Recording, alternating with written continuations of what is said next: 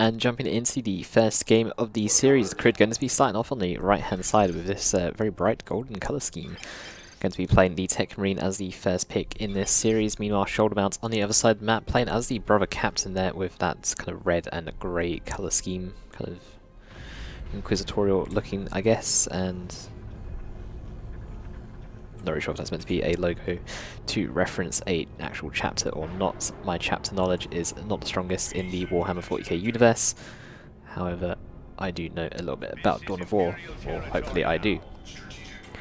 So TheCrydd deciding not to go for double scouts in this particular game, may be opting to go for double tacks, or may just have his second scout squad a bit delayed for some reason. Has not actually put down a power node at the moment, so it is looking like he's going to go for a double tack build. Double tacks are quite effective against Brother Captain. A issue is when two strike squads come running into your tanks, you need to rely on those cracking rounds to try and weaken at least one of the squads before they can get too close. Some IST though going to be forced off, not really much they can do both against either a Tech Marine nor a Tactical Marine squad. Even if they are behind cover, they are going to be losing that fight and will bleed models, so not the most cost efficient fight for them. Meanwhile, scouts on the bottom side are going to be meeting up against some ISTs. ISTs can definitely beat scouts, especially if they get caught out of cover. ISTs having high burst damage for a starting unit. Meanwhile, scouts having very consistent damage over time. But so far, not really much has happened, but Strike Squad is going to go in. The Nemesis upgrade has already been purchased here. Tech Marine decides to back away. There are buildings on this map that you can make use of on the top side. Likely we see Tech Marine already entering the building, but these Tactical Marines now left by themselves. They're still running away, may need to retreat back to base at this point. And there they go, before they get specialed, we'll just fall back all the way. Brother Captain did use his battle cry, does increase the movement speed of nearby units as well as himself. Meanwhile, on the bottom side, these IST look like they're forced off a scout squad, and here is that second Tactical Marine squad coming out of base, moving along quite nicely there. It should be able to force off the Strike Squad, but the Strike Squad able to actually get decap on that fully matured requisition point. Going to be putting TheCrydd's economy down a little bit. IST and Tech Marine going to be meeting up here. The Tech Marine note should easily out DPS these IST. And Strike Squad out in the open, taking a bit of damage here from these double tanks. Need to be a bit careful. The Brother Captain is going to come in to help tie him up. Tech Marine may also decide to get the Bionics upgrade a bit later on in this game if he stays with his Tactical Marine block and force off Strike Squad and Purifier models later on with the Bionics by knocking them on their feet. One Tactical Marine model actually going down here. Strike Squad will be able to back away. Very satisfactory there for TheCrydd. That Tactical Marine squad was, that particular model must have just taken all damage there, as the squad itself is on 630 HP at the moment. Meanwhile, Tech Marine still just on the back line here, has actually gone in for a counter cap there on the requisition point, has actually captured it for himself. Meanwhile, Shoulder Mount has not actually captured the requisition point, or TheCrydd's natural requisition point. Not something you normally see very often. Tech Marine though getting chased there, a little bit caught here at the moment. No cover near him they can make use of. There is a building in the sense they can try and go to, but is just going to be forced into a retreat here. Meanwhile, there's no generators at the moment here, but TheCrydd does have the power node at the very least. But without any generators, his economy may fall behind here against Shoulder Mount, who does have 2 generators up at the moment, as well as some serious map control, in control of all of the center of the map at the moment. And is just getting the top side as well. TheCrydd is very grouped up at the moment with both his Tacticals and Scouts. Devastators and Tech Marine also going to be rejoining this group as well. And IST is just continuing to back away here. I believe this is green cover, the little wall here, but the plantation at this angle might mean it's just yellow cover for these ISTs, and a couple of models are not considered behind cover as well. And it's going to be a Purgation squad here for Shoulder. He's going to be quite a heavy tier 1 in comparison. He's getting his 3rd IST squad as well to help out with the capping around the map, as TheCrydd is very heavily grouped up here, having multiple ISTs to just go around and capture the remainder of the map. It's going to be quite useful for him. These IST though, 5 models but 180 HP will bleed a model if they're not careful. One model falls, the whole squad nearly dies here. 30 HP, they may go down. Tactical Marines decide not to pursue any further though. And still the grouping at the moment, TheCrydd is losing a lot of map control here against the Brother Captain. Tactical Marines are going to get caught up there in suppression if they don't carry on running away. Devastators unable to set up there with the Brother Captain on top of them, and Tech Marine is going to try and run away himself as well. Tactical Marines could try and turn around, and if they can force off the BbBoS captain, they might be able to turn as hide as his engagement, but at the moment there's nothing to actually stop these units from walking forward unless these Devastators are set up. Tech Marine going to be making use of the building once again here. We'll be able to fire out the window there at the strike squad. Tactical Marines are going to fire back at the BbBoS captain who chases in a little bit too far.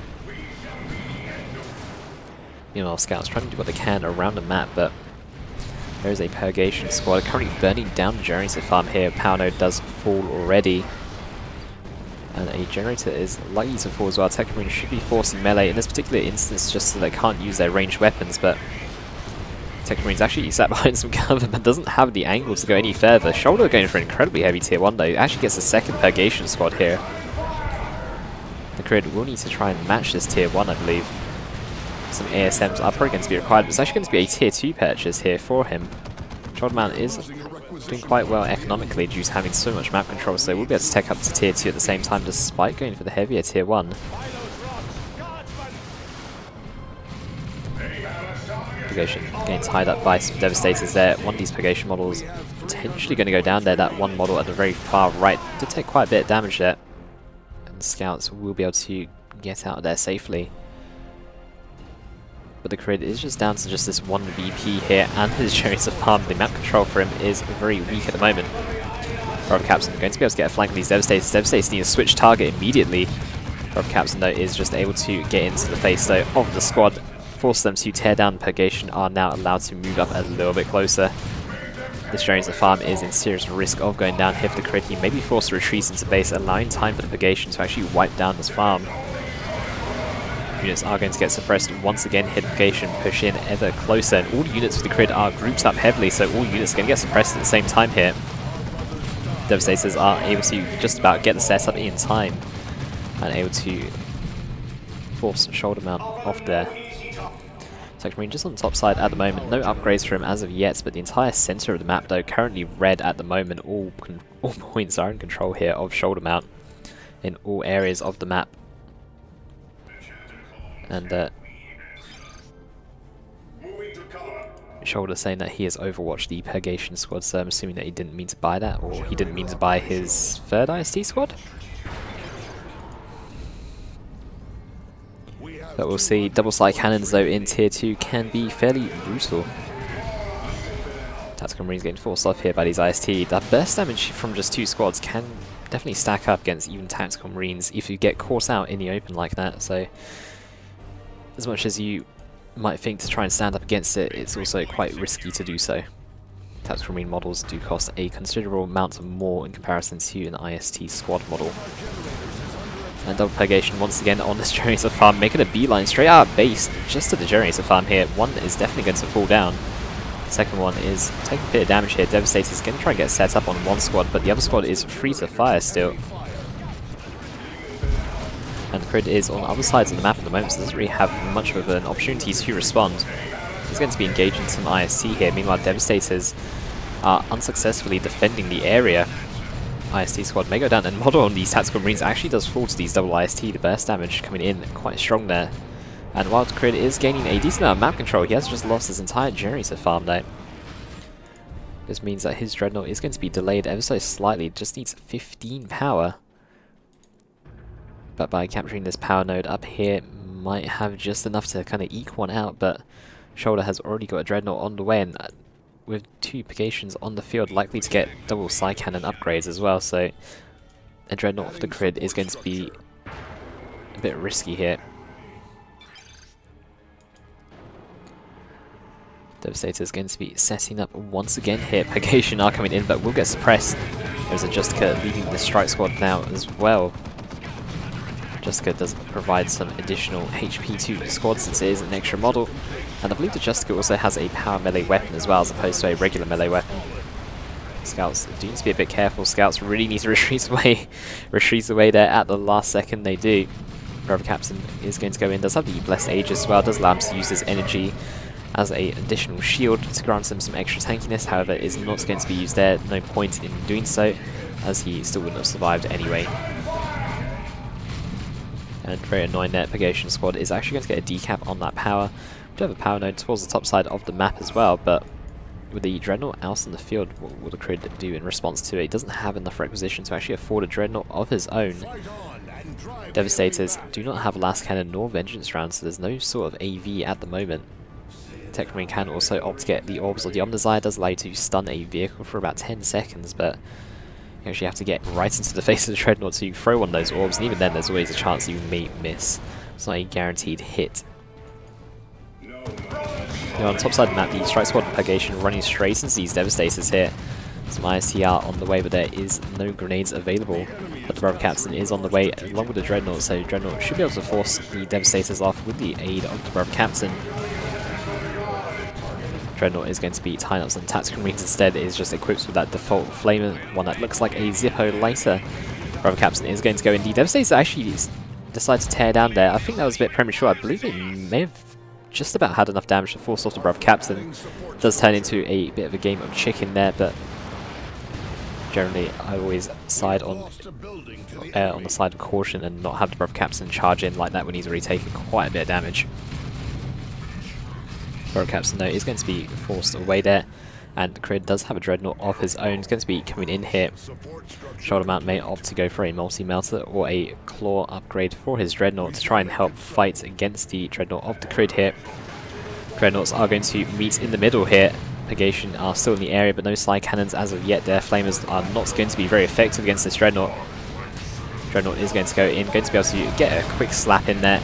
One IST model going to be thrown into the ground there, and Shoulder Mount going to be forced off overall. TheCrydd is going to be able to gain some map control back with this Dreadnought, but VPs are not on his side, 181 to 310. And we do actually have the melee upgrade here for the Grey Knight Dreadnought. The Grey Knight Dreadnought is a more tanky version with 1600 HP, thanks to that upgrade, whereas the Space Marine Dreadnought only has 1200. I believe the damage is the same from both. I believe the damage from this Grey Knight Dreadnought is about 100 heavy melee DPS. Yeah, which I believe is on par with the Space Marine variants, but Tech Marine is able to repair the Dreadnought as well as some scouts, so there is double repair support, although saying that Shoulder Mount does have 3 IST squads on the field, so that is triple repair support in response to that. But Tech Marine also has the global ability Blessings of the Omnissiah, does allow him to repair the Dreadnought without any squads nearby, just thanks to the global. These Devastators though taking a lot of damage from these side cannons. The squad, oh wow, actually goes down there. Oh my god, the Tactical Marines also full. These double side cannons are destroying everything here. I think this might be game for TheCrydd. Dreadnought is falling rapidly here. These side cannons are demolishing. And with these losses, TheCrydd is now out of this game, does concede. Wow. Did not expect that much damage to come out of the double Purgation squads, but wow. Almost want to see a replay of that.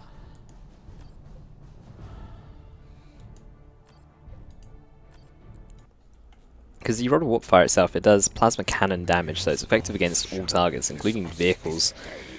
Can definitely be useful to finish off like a transport. Not that Tyranids have one, but if you can afford it, awesome.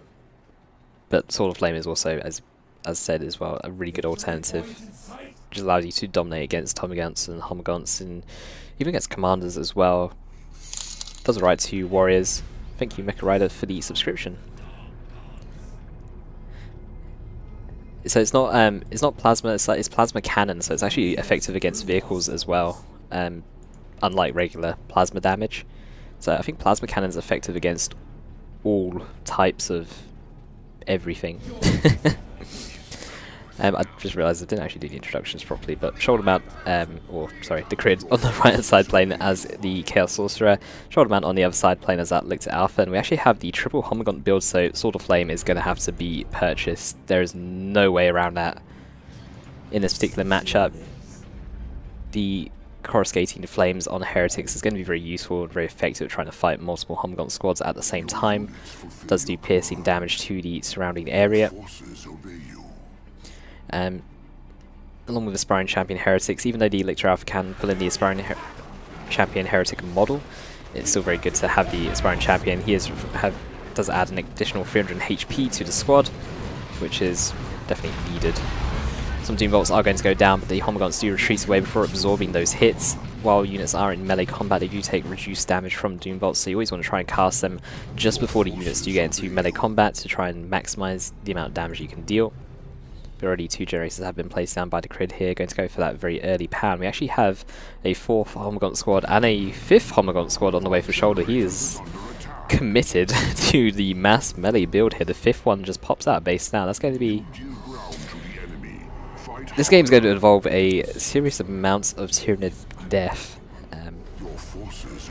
unless shoulder mount can overwhelm TheCrydd very quickly. So 1 generator does fall against these Homagants. The annoying thing about a mass Homagant build is generators very quickly fall down. You always need to keep a unit nearby, preferably a ranged unit like CSM, to try and keep an eye on your generators, try and poke down any Homagants that do try and eat away at your generators. But these CSM take a lot of damage from Homagants. While CSM can do okay in melee combat, they generally do lose, especially if the older Homagants have all their models alive. But if the Homagant squad is half health or missing half its models, then you can definitely try and fight them effectively. Now, TheCrydd does have enough power for the Sword of Flame and should aim to get it, but does need some additional requisition to purchase it. But there's hyper-aggression out of shoulder mount so far, really working in this phase. He's actually going to be able to dominate the entire map very quickly here against the Chaos Sorcerer, who does struggle against heavy melee builds in the early stages of the game without any upgrades. But these double Homagants have managed to tear down the entire generator farm. These heretics are going to go in, does protect the power node, does allow him to put down a additional generator here, so he's in a decent-ish position despite the early losses. And looks like we've got an upgrade coming in. It's going to be an Aspiring Champion as the first upgrade here. Double Heretics are going to go in, but the Lictor's going to get detected here in the second. The Lictor's going to get detected anyway just by running in. And we have the Pheromone upgrade coming in as well. The Pheromone upgrade does allow the Lictor Alpha to place down a green cloud of smoke. Does reduce incoming enemy damage by 30%. Does also allow the Lictor to reinforce his units as well on the field. Very effective if you've got 5 Homagant squads and they're all reinforcing at the same time. Can add up to quite a bit of expense, but if you can reinforce on the field, it does allow you to turn the tide of the battles very effectively. Now these Aspiring Champion Heretics might be chasing in a little bit far now. There's going to be 5 Homagant squads fleeting out of Shoulder's base in just a moment. Shoulder does have 3 generators up as well at the moment, so his economy is probably going to be fairly strong, although going to be lacking requisition if anything. Requisition income is so at 285. It's higher than the TheCrydd's at the moment just due to the sheer map control. Your units fulfill your command. Heretics are able to get this VP here. TheCrydd will be able to equalize the VP score a little bit here. It has got the double Heretics in the area, but the double Heretics are not going to be able to stand up against these Homagants. Pheromones does go down, does reduce the damage of these Heretics, and they're forced to retreat away, but the retreat's damage from all these Homagants is coming in strong. These CSM do need to be careful. Doom Bolts do go down, but do fall a little bit shy there. They only catch out a couple of models, but does kill those 2 models. Sorcerer still really needing that Sword of Flame. It looks like the TheCrydd is going to be opting for a fast tier 2 as opposed to trying to match this tier 1. He really does need to match this tier 1 a little bit more though. CSM should also opt to get the Eternal War upgrade to grant them an increased 20% damage. Going to be incredibly effective at trying to just pick off models and try and get them as much XP as possible.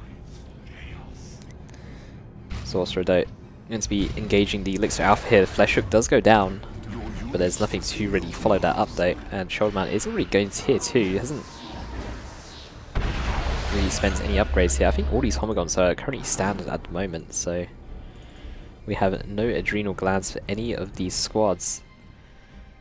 There's only the Elixir that's invested in any sort of power here, which is the adrenal glands armor and also the Pheromone War Gear upgrade.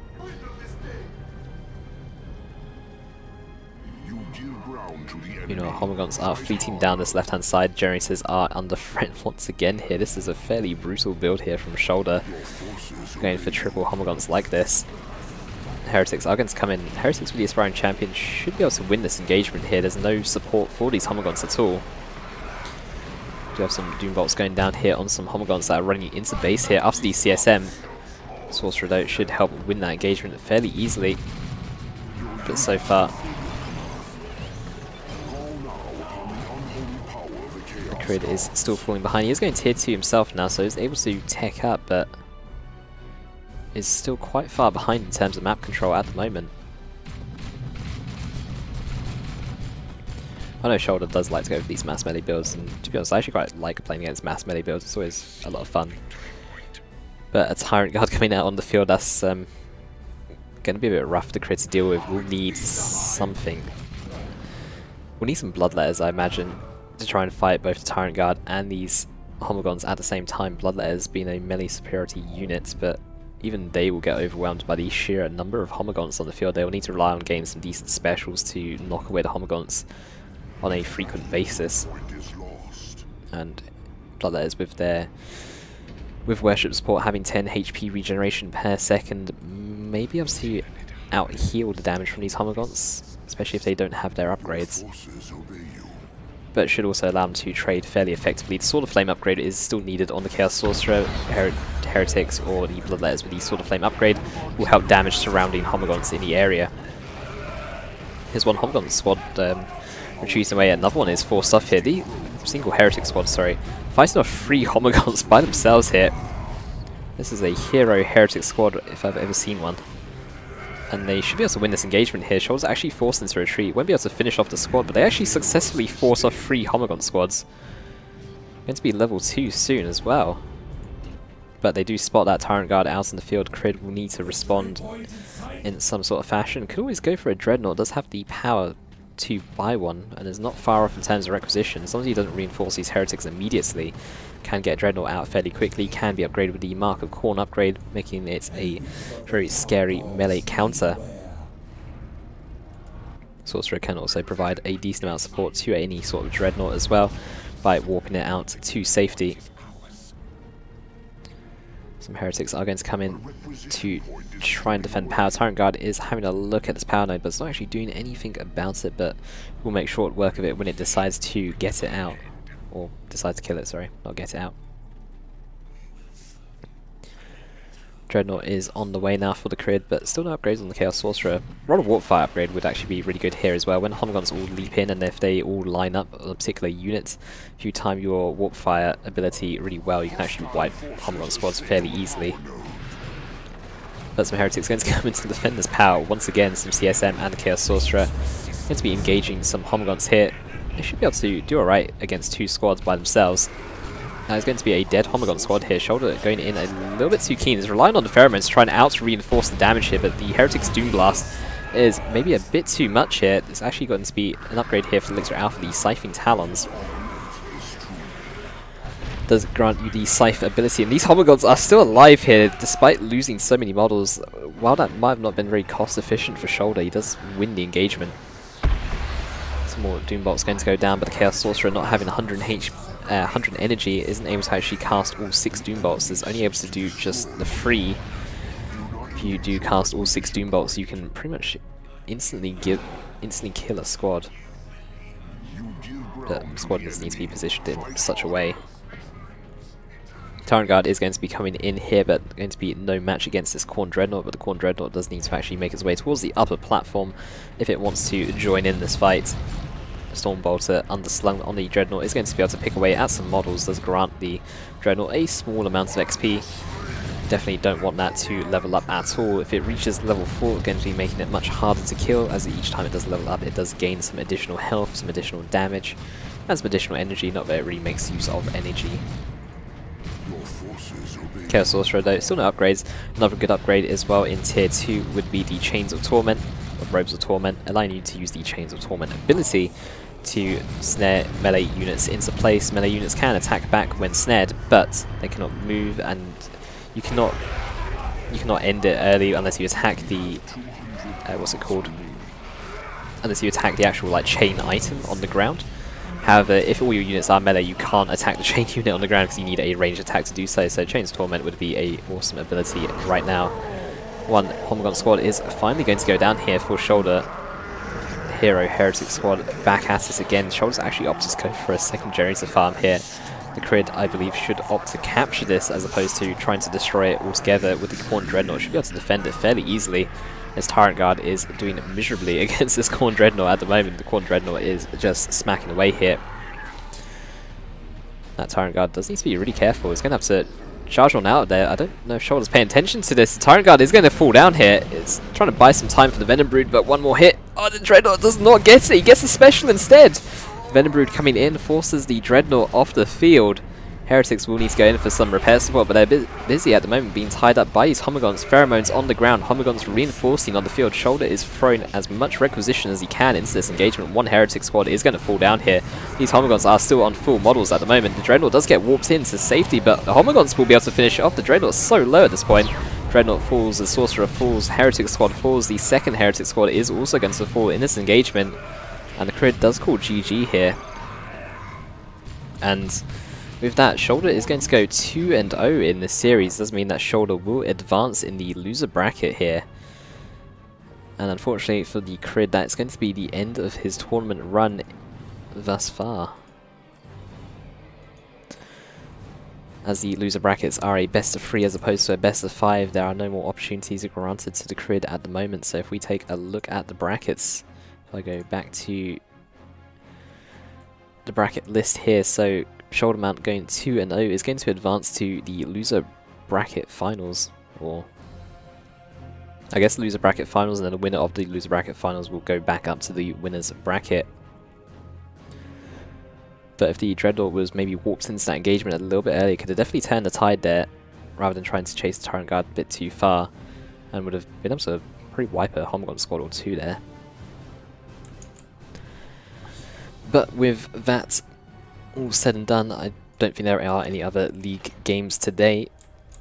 We're still waiting on the Division A players, and for the Division B games it's already been decided that the next set is going to be on Wednesday, which is going to be the Tenso and Oceans playing together, which I may or may not be here for, but we'll see a bit closer to the time.